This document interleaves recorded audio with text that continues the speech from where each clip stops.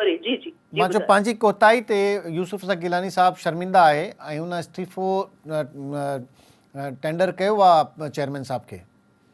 ठीक है, वो हाणे चेयरमैन साहब ऐं गिलानी साहब जे विच में आहे, पर मूंखे जेका इतला आहे त चेयरमैन साहब उन जो इस्तीफ़ो क़बूल हरगिज़ न कयो आहे। हींअर त इहा पोज़ीशन आहे।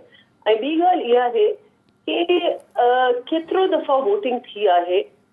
जेॾी महिल असां नेशनल असेंबली में असांजो पंहिंजो लीडर ऑफ द ऑपोज़िशन केतिरी दफ़ा वोटिंग मां तव्हांखे इलाही नंबर से ॻणाए थी सघां कि जेॾी महिल ऐं हर वोटिंग इसेंशियल आहे न।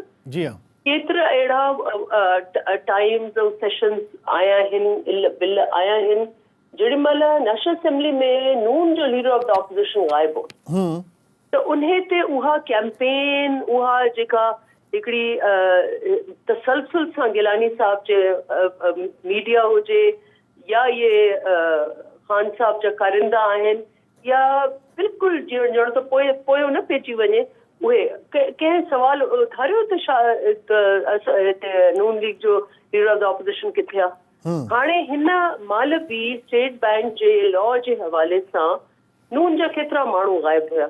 बिल्कुलु। त माण्हू क्वेश्चन जेको आहे हिकिड़ो तव्हां पर्सपेक्टिव में ऐं उन हिकिड़ी पंहिंजे हवाले सां हिकिड़ी वज़ाहत ॾिनी आहे। हू पार्टी जो सचो सिपाही आहे। मां नथी सम्झां त हुन ते कोई बि पार्टी जो कारकुन शक कंदो।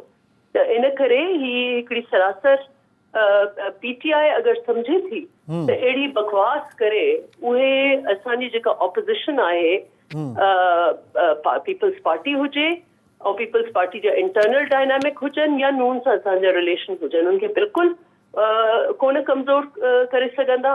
असांजे लॉन्ग मार्च जो एजेंडा जेका आहे उनखे उहो सर फ़हिरिस्त आहे और असां निकिता आहियूं, निकिरंदासीं हफ़्ते ॾेढ में, 2 हफ़्तनि में।